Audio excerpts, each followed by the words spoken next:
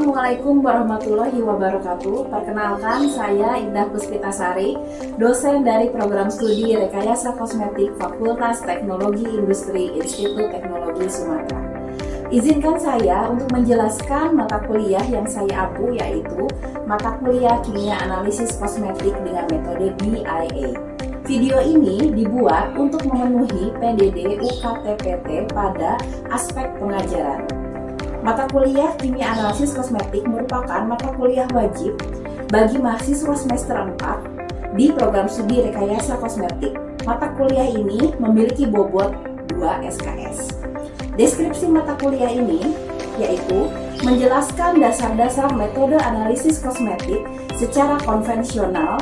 Dalam perkuliahan ini dibahas ruang lingkup kimia analisis kosmetik, standarisasi metode analitik, stoikiometri, dan pembuatan larutan, serta gravimetri, titrimetri, asidimetri, alkalimetri, senyawa kompleks dan kompleksometri, oksidimetri, reduktorimetri, pengendapan dan resipikatometri, titrasi bebas air, nitrimetri, potensiometri, dan elektrokimia, serta pengantar analisis spektrofotometri. Adapun CPL program studi yang dibebankan pada mata kuliah ini, yang pertama, menjunjung tinggi nilai kemanusiaan dalam menjalankan tugas berdasarkan agama, moral, dan etika. Yang kedua, menguasai konsep ilmu kimia serta analisis konvensional maupun instrumentasi, sintesis, dan identifikasi bahan alam kosmetik secara komprehensif. Yang ketiga, mampu menerapkan pemikiran logis, kritis, sistematis, dan inovatif dalam konteks pengembangan atau implementasi ilmu pengetahuan dan teknologi yang sesuai dengan bidang keahliannya. Yang keempat, mampu menerapkan ilmu kimia dalam bidang kosmetik melalui teknologi yang relevan. Adapun capaian pembelajaran mata kuliah ini yaitu mahasiswa mampu memahami materi evaluasi terhadap data analisis, mahasiswa mampu menelaah konsep analisis dan identifikasi senyawa yang terkandung dalam kosmetik menggunakan titrimetri, mahasiswa mampu menelaah konsep analisis dan identifikasi senyawa yang terkandung dalam kosmetik menggunakan gravimetri, dan mahasiswa memahami materi pengantar spektrofotometri. Referensi yang digunakan yaitu Fundamental of Analytical Chemistry and Modern Analytical Chemistry. Bentuk pembelajaran berupa kuliah secara sinkronus dengan metode contextual learning. Adapun komponen penilaian pada mata kuliah ini adalah ujian tengah semester sebesar 25%, ujian akhir semester sebesar 25%, tugas sebesar 25%, dan kuis sebesar 25%. Demikian pemaparan mata kuliah Kimia Analisis Kosmetik. Berikut merupakan cuplikan proses kegiatan belajar yang dilaksanakan secara luring di Institut Teknologi Sumatera. Selamat menyaksikan. Assalamualaikum warahmatullahi wabarakatuh. Waalaikumsalam warahmatullahi wabarakatuh. Selamat pagi semuanya. Pagi, Bu. Sebelum kita mulai perkuliahan hari ini, mari kita berdoa terlebih dahulu. Berdoa dimulai.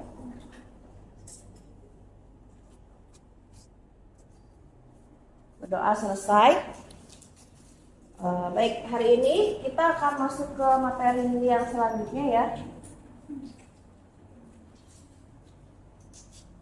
Itu tentang titrasi pengendapan.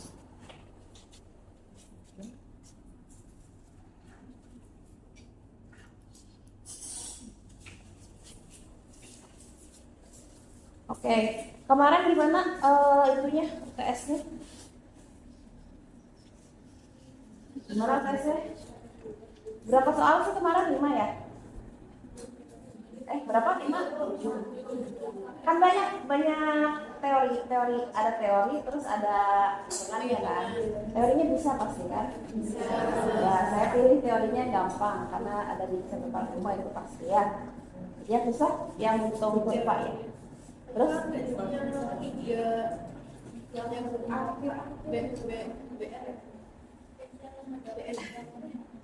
itu perhitungan itu sebenarnya ya, perhitungan di praktikum sebenarnya ya. Jadi kalau misalnya waktu praktikum hitungnya benar, insya Allah jawabannya benar. Oke. Baik, jadi hari ini kita akan masuk ke materi selanjutnya ya, yaitu tentang titrasi pengendapan. Oke, tujuan pembelajaran hari ini adalah menjelaskan kalian itu harus mampu menjelaskan dan menerapkan prinsip-prinsip titrasi pengendapan, kemudian menjelaskan dan menerapkan beberapa macam titrasi pengendapan, lalu menghitung, menganalisa dan menyimpulkan data-data hasil titrasi pengendapan, ya. Oke. Nah, ini adalah outline hari ini.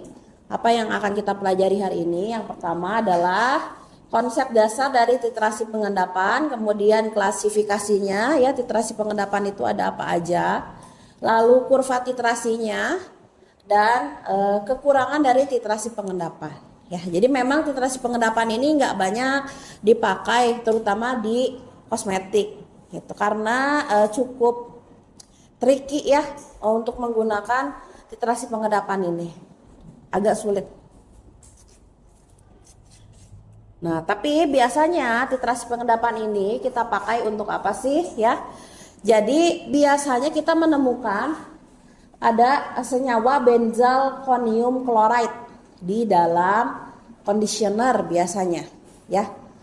Jadi benzalkonium chloride is a versatile ingredient with a wide range of application, including it used in cosmetic and personal care product. It can be found in many different kinds of product due to its various benefits ya. Jadi biasanya si benzalkonium chloride ini dia dipakai di personal care product ya, kayak conditioner. Untuk apa? Untuk ini ya, dia kayak antimikroba gitu. Nah, benzalkonium chloride is considered safe for use in cosmetic and personal care product when used in the recommended concentration. Jadi kalau misalnya konsentrasinya sesuai dengan regulasi, ya nggak bahaya gitu ya. Yang bahaya adalah kalau terlalu banyak si benzalkonium chloride-nya. Kalau terlalu banyak, dia akan menyebabkan, nah ini ya. Jadi the systemic exposure dosage was determined using the above in use concentration and risk assessment analysis was conduct. Ntar ini, oh udah di sini kayaknya nih. Benzalkonium chloride can cause serious health effects such as respiratory problem, eye irritation, and other symptom gitu ya. Jadi dia akan mempengaruhi kesehatan pernapasan kalau terlalu banyak atau tidak sesuai dengan regulasi digunakannya. Kemudian bisa menimbulkan iritasi pada mata gitu kan. Kalau pakai conditioner biasanya kita mandi terus kita rinse off, kena muka, kena mata gitu ya. Kalau misalnya konsentrasinya terlalu banyak, nanti bisa menyebabkan mata kita iritasi seperti itu. Nah, untuk itu kita harus menentukan berapa kadar dari si benzalkonium chloride ya. Nah, kita bisa menentukan konsentrasi benzalkonium chloride itu dengan mengidentifikasi kloridanya gitu ya. Klorida itu apa sih? Dia golongan apa? Golongan berapa kalau di tabel periodik unsur? Hah? Golongan apa, Ida? Golongan 7. Kalau golongan 7 kita sebutnya sebagai apa? Halida ya, halida. Jadi salah satu cara untuk menentukan golongan halida itu bisa kita gunakan titrasi pengendapan gitu ya.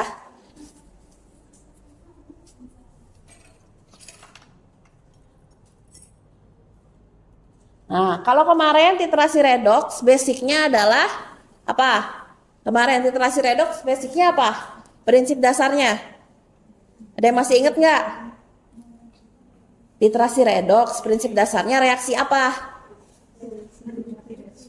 Hah? Reaksi? Satu orang? Ya, apa sih, Wi? Iya, titrasi redox kan basicnya reaksi titrasi dan oksidasi. Kalau asam basa berarti basicnya apa? Titrasi apa? Reaksi apa? Asam dan basa. Berarti kalau titrasi pengendapan, prinsip dasarnya adalah reaksi pengendapan ya. Jadi gimana caranya kita mereaksikan antara si titran sama si analit yang mau kita analisis itu dia terbentuk endapan kayak gitu ya. Jadi metode analisis kimia titrasi pengendapan itu adalah metode analisis kimia yang digunakan untuk menentukan konsentrasi suatu senyawa dalam larutan dengan mengendapkan senyawa tersebut sebagai persipitat yang mudah dikenali. Biasanya digunakan untuk penentuan kadar ion, bukan halogen ya, ion halida gitu. Atau klorida, iodida gitu ya, menggunakan perak atau merkuri ya. Jadi pengendapan itu, titrasi pengendapan itu titrannya bisa perak, bisa merkuri.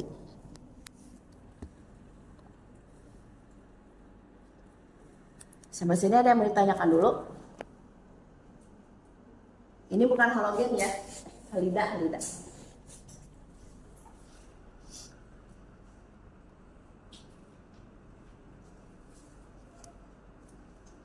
Oke, kita lanjut ya. Nah, jadi basicnya ini apa? Basicnya ini sudah kita pelajari di kimia dasar. Apa basicnya? Kalau tentang pengendapan, apa Git? Lupa. Apa? Basicnya apa? Kita belajar yang mengendap, tidak mengendap itu di kimia dasar tuh apa? Materi apa? Apa? Apa Vela? Apa Vel? Masih inget nggak? Ada yang masih inget nggak? Materi apa? KSP ya. Hasil kali kelarutan ya. Jadi dari situ dasarnya ya. Nah, reaksi pengendapan adalah suatu reaksi pembentukan endapan di dalam larutan atau padatan lain selama reaksi kimia. Nah, endapan dapat terbentuk apabila konsentrasi senyawa melebihi kelarutannya. Ya, itu ya. Kalau misalnya dulu di di KSP, kalau misalnya QSP-nya lebih besar daripada KSP, ingat nggak apa yang terjadi? Kalau misal QSP lebih besar daripada KSP, apa yang terjadi? Kalau QSP kurang dari KSP, apa yang terjadi? Kalau QSP sama dengan KSP, apa yang terjadi gitu ya? Kalau QSP lebih besar dari KSP, apa yang terjadi?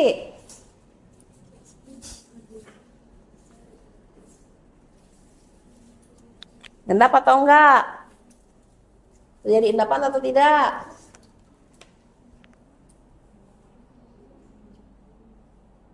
Gimana? Ayo diingat-ingat dulu.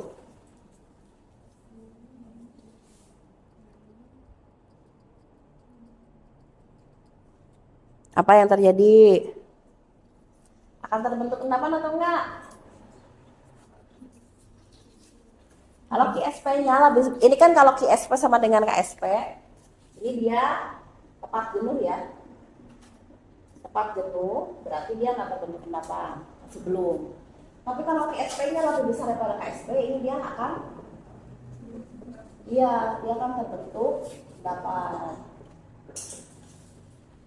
Kalau QSP-nya kurang dari KSP, maka tidak terbentuk endapan.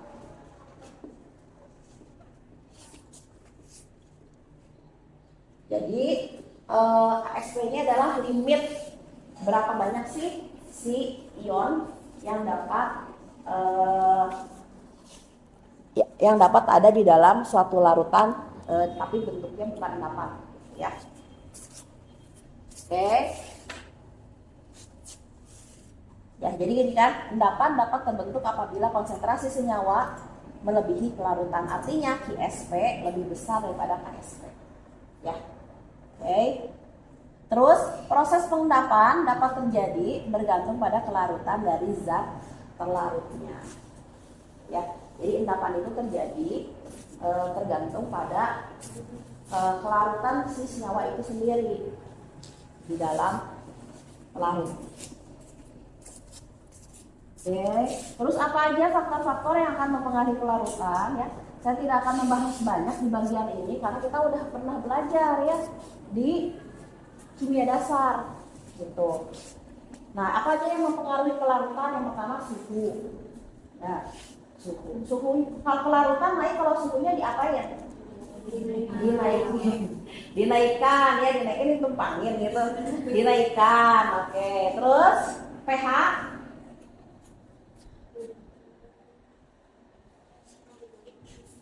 pH biasanya kalau lebih asam dia akan lebih mudah larut ya. Terus sifat pelarut juga mempengaruhi ya. Kemudian efek ion sejenis, kalau ada ion sejenis akan mengurangi kelarutan atau menambah kelarutan. Mengurangi. Jadi efek ion sejenis itu akan mengurangi kelarutan. Kita lanjut ya. Tadi efek ion sejenis itu mempengaruhi kelarutan dengan cara dia akan menurunkan biasanya ya kelarutan. Kalau efek ion lain berarti iya, jadi kelarutannya bertambah biasanya kalau ada efek ion lain, ada ion lain ya. Lalu kalau kompleks ini sudah dipelajari nih di kimia fisik kemarin, kompleksometri. Pak Vin?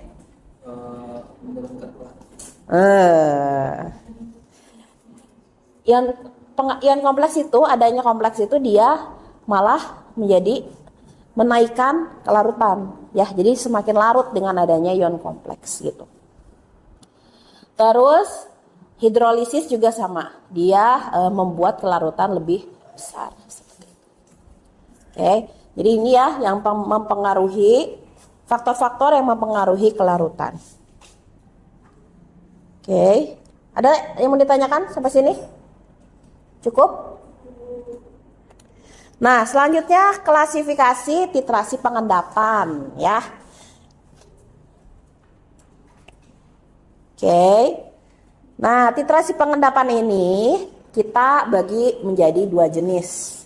Ada argentometri, ada merkurimetri ya. Berdasarkan apanya? Berdasarkan titrannya. Oke. Jadi berdasarkan titrannya itu ada argentometri dan merkurimetri. Titran itu yang diburet, apa yang di atas ya? Yang diburet. Ya, udah nggak ada yang salah lagi ya. Oke. Nah, untuk argentometri berarti kita pakai Ag atau perak sebagai titran. Nah, kalau merkurimetri kita pakai merkuri sebagai titrannya. Nah, tapi yang merkurimetri ini karena merkuri itu berbahaya ya, agak risky gitu ketika kita melakukan titrasi menggunakan zat yang berbahaya seperti merkuri. Jadi jarang dipakai merkuri ini. Jadi untuk titrasi pengendapan kita biasanya pakai perak ya, pakai AgNO3 biasanya pakai perak. Oke, jadi nanti perak akan bereaksi dengan ion halida membentuk suatu endapan. Nah, argentometri ini dibagi menjadi 3 jenis ya. Ada metode Fajans, ada metode Mohr, lalu ada metode Volhard. Dibaginya berdasarkan apa sih? Berdasarkan penentuan titik akhir titrasinya. Ya, atau berdasarkan ini indikatornya tuh beda-beda. Yang dipakai di metode Fajans, metode Mohr dan metode Volhard.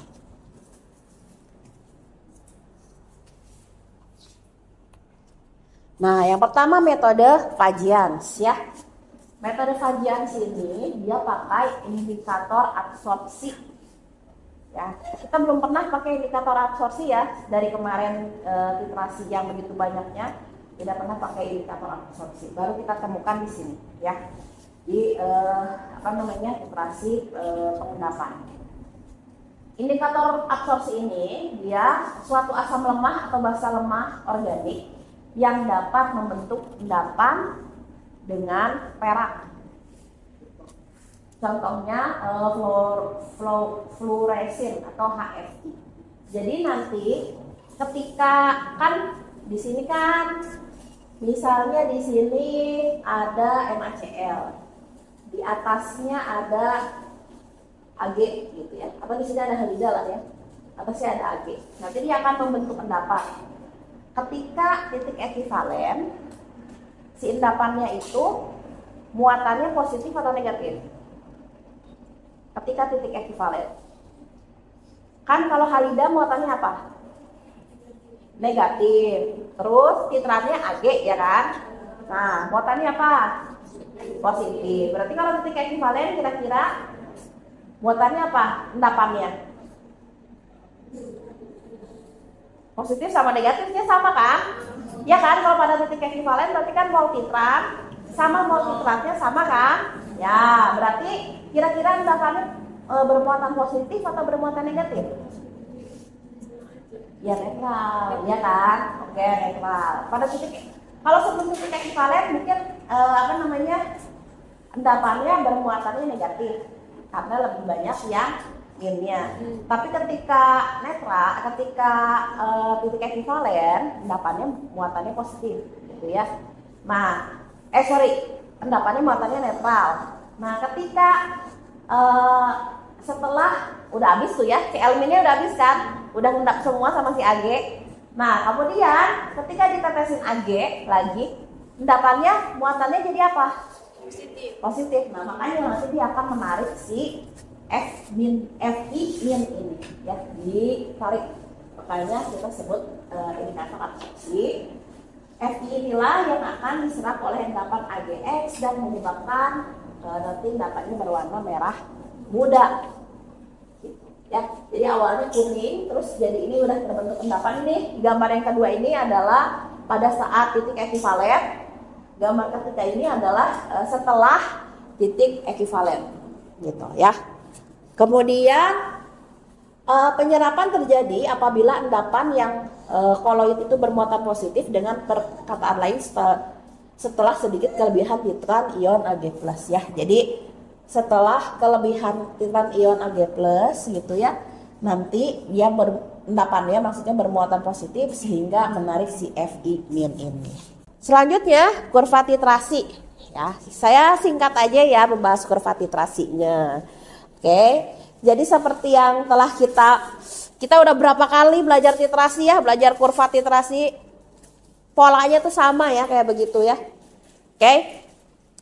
Jadi ada sebelum titik ekivalen, pada titik ekivalen, dan setelah titik ekivalen itu ya kalau kurva titrasi konsepnya.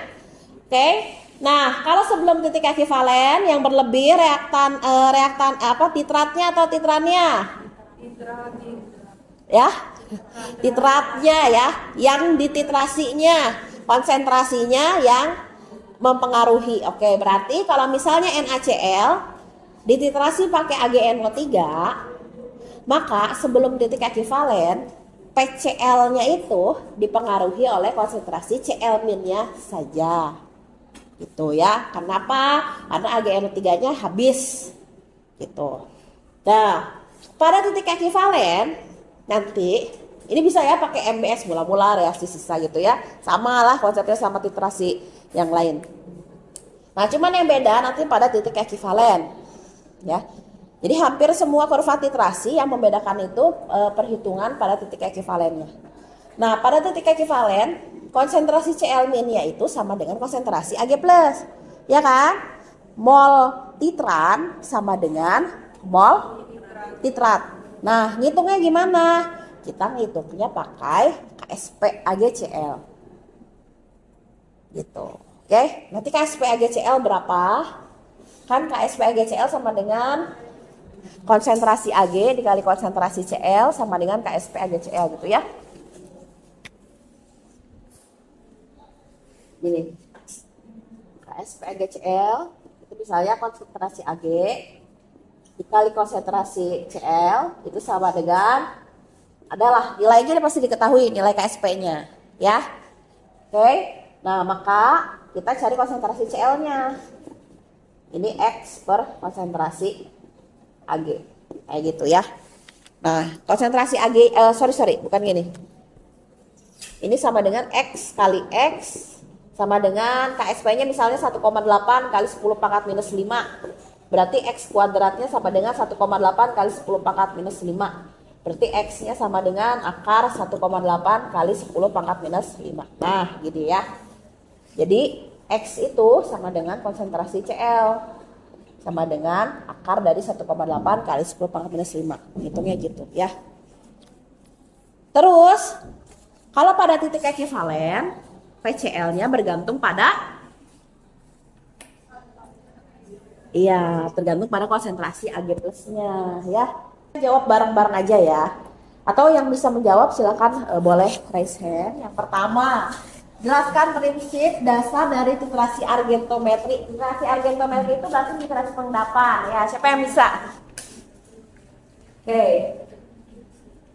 Ya, Git, apa Git? Titrasi argentometri adalah titrasi pengendapan dengan menggunakan Ag plus sebagai titrat. Iya, jadi titrasinya prinsip dasarnya adalah titrasi pengendapan sebagai Ag plusnya pakai titrat. Biasanya sampelnya apa Git? Biasanya sampelnya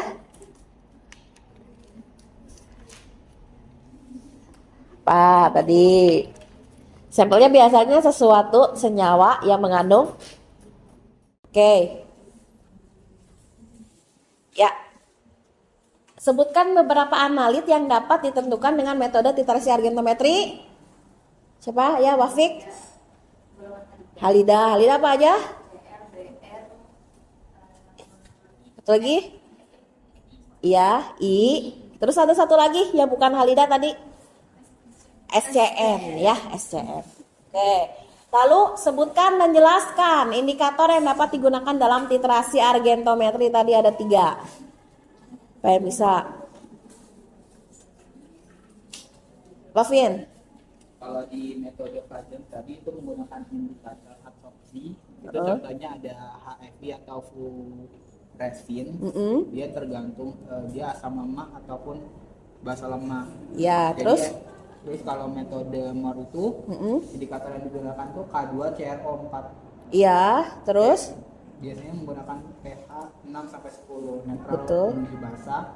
Kalau metode Volhard itu indikator yang digunakan itu Fe3+. ya Fe3+. Ya, betul ya. Oke, jadi kalau tadi indikator yang bisa dipakai itu ada indikator absorpsi. Salah satu contohnya adalah fluoresin ya, fluoresin. Kemudian ada K2CrO4, lalu ada Fe3+. Terakhir, ini mah udah dijawab juga tadi sama Alvin ya. Berdasarkan jenis indikatornya, titrasi argentometri dibagi menjadi beberapa jenis. Jelaskan perbedaan dari ketiga jenis metode tersebut. Ayo, siapa yang bisa? Tadi udah disebutin sama Alvin. Ada yang mau coba? Ya, Ayesa mau coba Ayesa? Ya. Ada metode apa aja Ayesa? Ya. Oke, yang membedakan apa dari ketiga metode tersebut? Dari teknik setangkap itu kalau yang Pageant itu titrasinya bisa secara langsung. Iya. Juga bisa secara langsung, tetapi kalau Volhard itu tidak secara langsung. Oke, terus yang paling membedakan dari ketiga metode tersebut? Apanya? Indikatornya ya, indikatornya beda ya dari ketiga metode tersebut.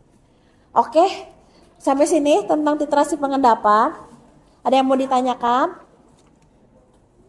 Kalau nggak ngitungnya nggak banyak, ini ya gampang ya. Tapi nanti lupa deh pasti pas ujian. Mudah-mudahan enggak lah ya. Kan nanti open book ya ujiannya ya. Iya. Yalah biar nggak usah remedial ya. Oke, kalau sudah bisa dipahami, kita cukupkan saja pertemuan kita sampai di sini. Nanti slide-nya akan saya kirimkan di Google Classroom, ada latihan soal. Coba dikerjakan latihan soalnya, siapa tahu nanti keluar di ujian ya. Oke, tidak ada yang mau ditanyakan sampai sini? Cukup? Oke, saya tutup. Terima kasih. Wassalamualaikum warahmatullahi wabarakatuh.